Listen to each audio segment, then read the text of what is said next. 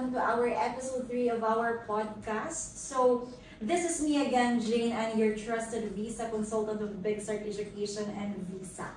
So, for today's episode, this is a treat. Ayan, so, imagine niyo ba naman na mag-aaral kayo sa Canada next to one of the most famous waterfalls. Ayan, so, before diving into that, no, always talaga kapag naririnig ko yung Canada, always talaga pumapasok sa isip ko is maple syrup. Para siyang apelyido talaga ng Canada. Ewan ko ba? So, malalaman natin yan.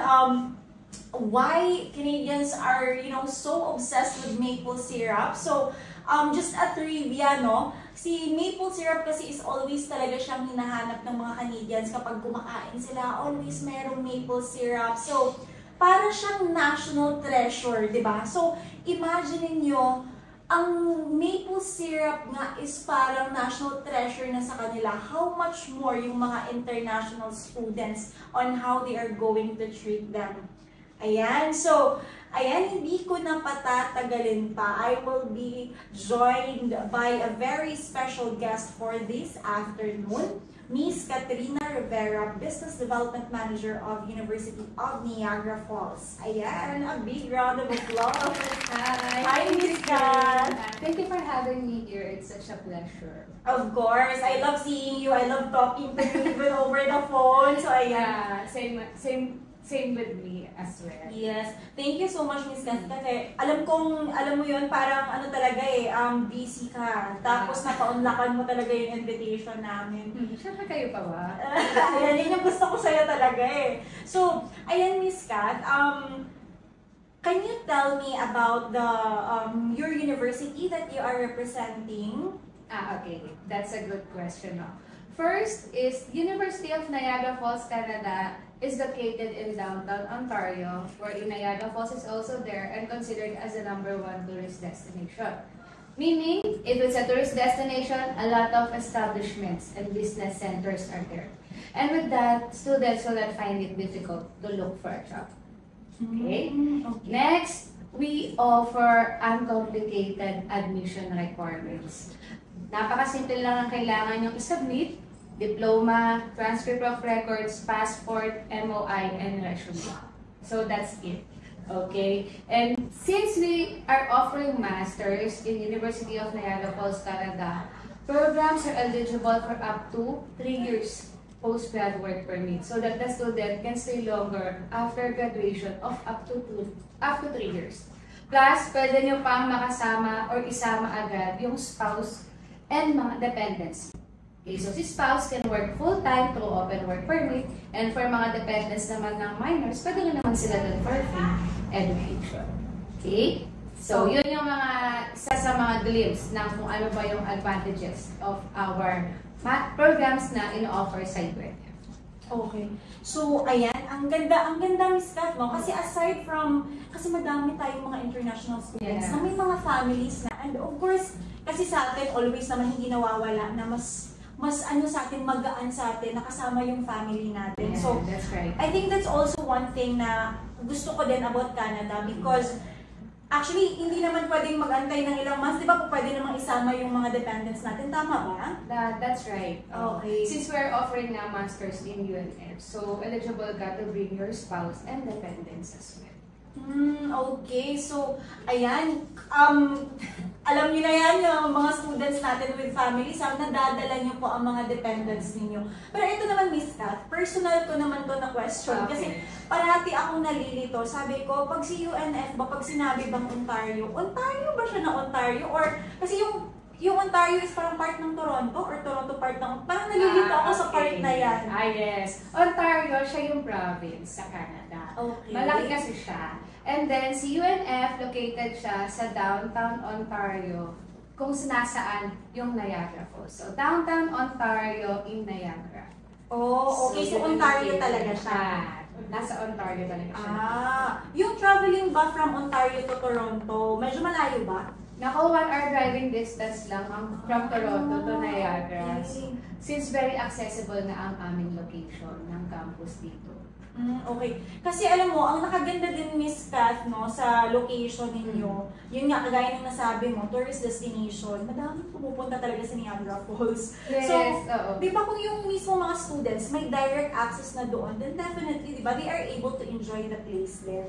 Yeah, that's right. And meron talagang work-life balance sa mga students natin. Correct, correct. Okay, because they are not just doing leisure sa surroundings, dahil nga tourist destination or tourist spots, but rather they make use of it then to do their mga projects. Correct. Kapag may mga may mga kailangan silang i-comply sa kanilang mga subjects, doon nila ginagawa. So yun yung kagandahan, very accessible ang ating location, plus bigyan kita ng idea or bigyan ko din kayo ng idea. 2 minutes walking distance lang siya. Yung campus, 2 minutes walking distance doon sa bus and train stations connecting to different cities of Canada and New York City. Wow, So, ganun siya ka-accessible. Plus, 10 minutes away lang siya sa border ng Canada and ng upstate New York or tinatawag na New York State of America.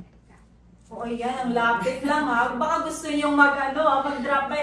Bibili ka lang ng ulam dun sa New York. Ayan, tapos babalik ka kaagad ng Canada. Totoo yan. Ayan. So, I think also, Miss Kat, no, that's really important to note as well. Accessibility kasi isa yan sa mga i-consider din ng mga students, no.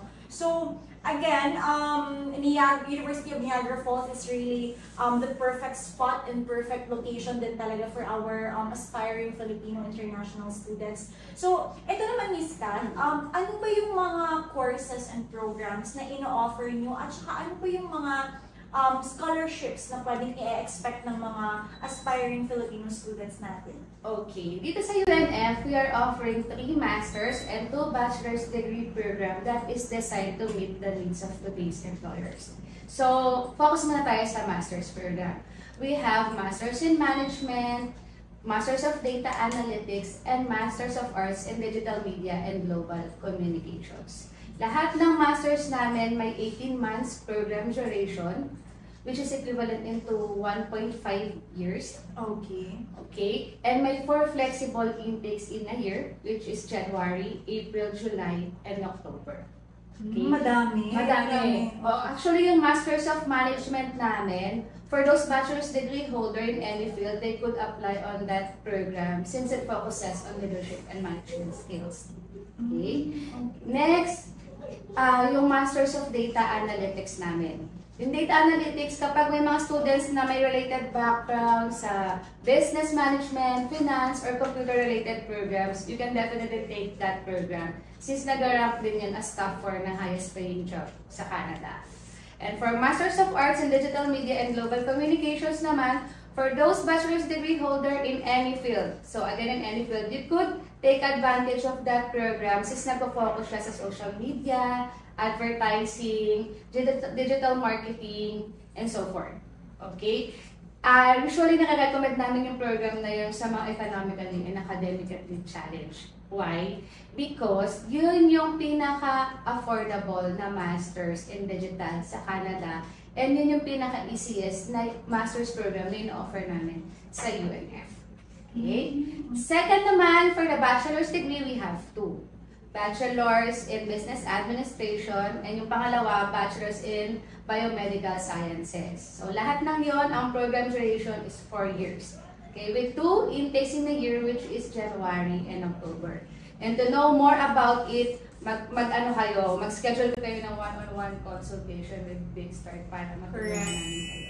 Ayun, yun yung mga programs namin. Pero syempre, meron tayong mga ino-offer din na scholarship for our students. Favorite yan ng mga Filipinos. Yeah, actually kahit sino naman, di ba? Yes, favorite natin yan. Yes. Okay. We have 2 actually. First is we have Academic Excellence Scholarship. Okay? So, second, meron din kaming entrance awards or entrance scholarship. So, bigyan ko kayo ng idea. Usually kasi ang mga programs namin or master's program namin dito is nasa 18,000 to 35,000 CAD for the 18 months program duration. But, nakaless na doon yung entrance award, which is automatic, madideduct sa tuition fee ng student as long as eligible ka to take our master's program. How much yun? How much? Oo. Naku, kad kinonvert mo sa peso, nasa 400 to 500,000. Ang laki Ang So, laki malaking tulong yun para i-magamit nyo sa iba nyo pang mga expenses. Correct. So, yung tapos, to top up on our entrance award, syempre meron din kaming academic excellence scholarship. For example, si student was able to maintain 80 to 90% average grade during the program. They are entitled to receive at least 500 to 1,000 CAD per term. Okay? Wow. Which is equivalent to 20 to 40,000 pesos. Ang laki nun. So, wait lang, Miss Kath. If you are talking about the GPA or yung grade nila during the studies, magmamatter ba yung GPA nila dito sa Philippines upon enrollment sa inyo?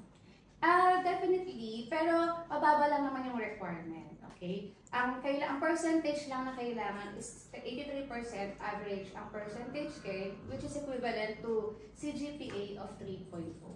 Oh, okay. Madali lang. Madali lang. Madali lang yan dito. And if in case you were not able to meet the minimum requirement, huwag kayong mag-alala kasi may na-offer din kami online foundation program para maging eligible kayo to take our master's program. So, 3 months lang ang duration noon. You will just take it online and nasa 2,000 per 100 CAD lang.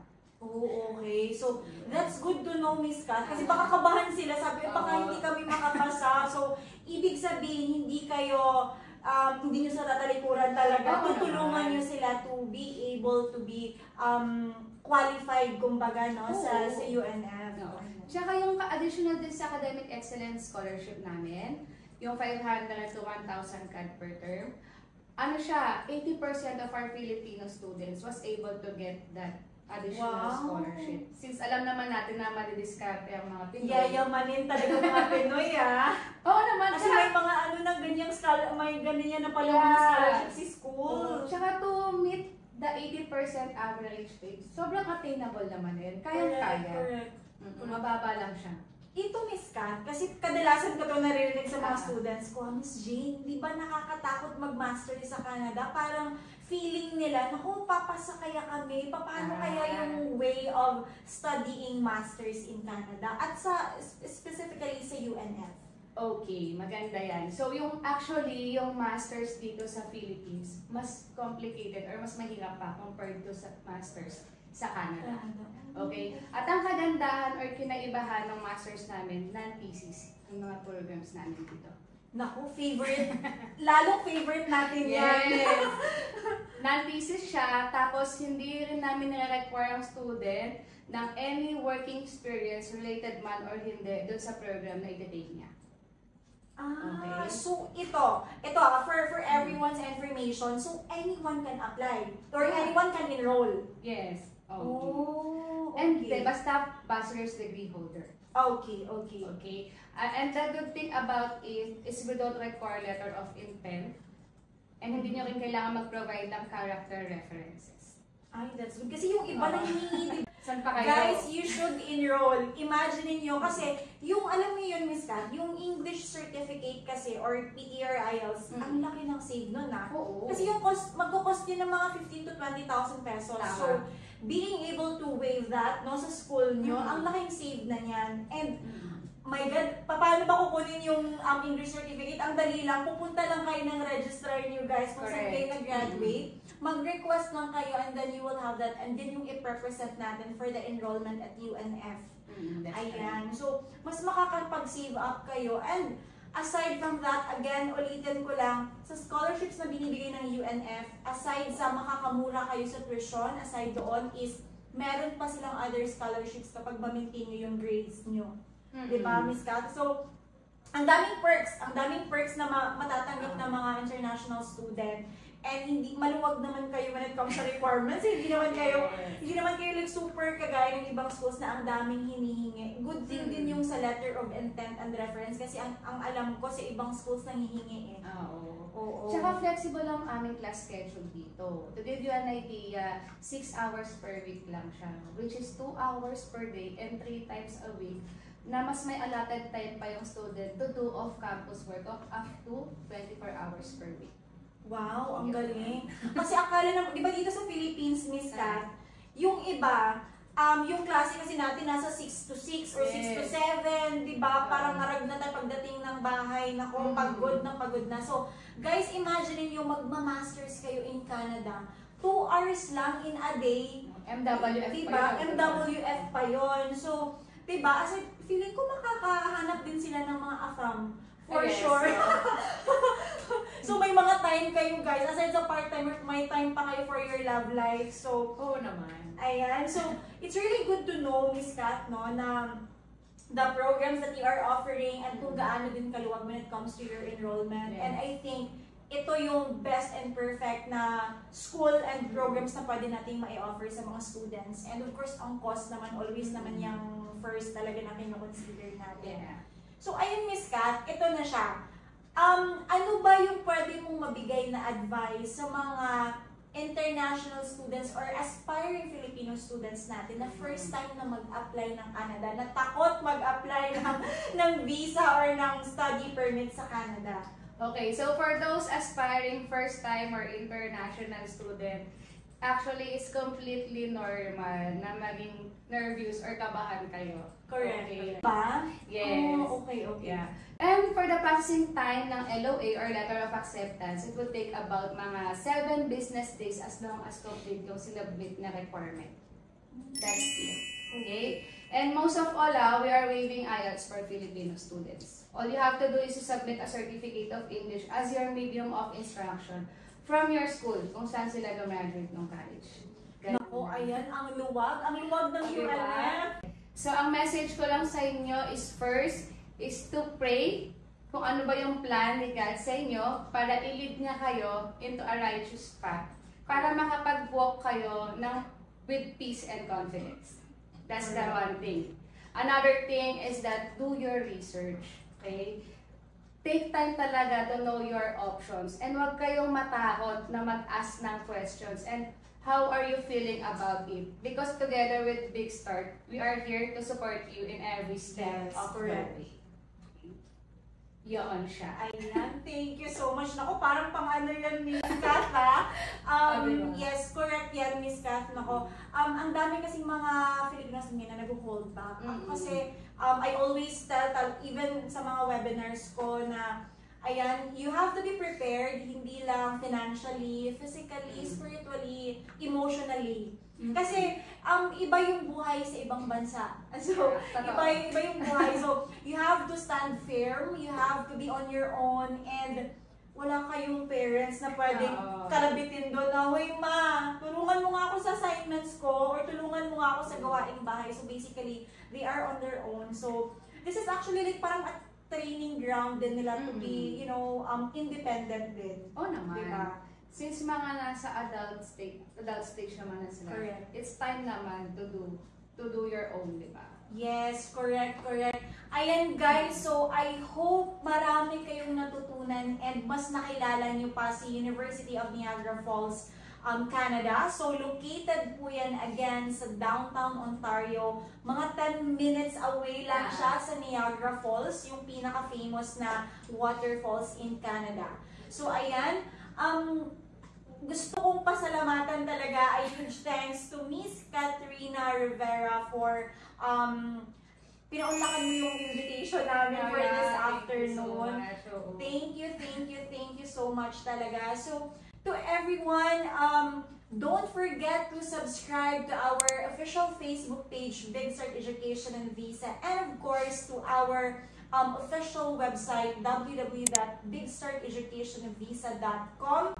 And always remember, keep learning and keep exploring.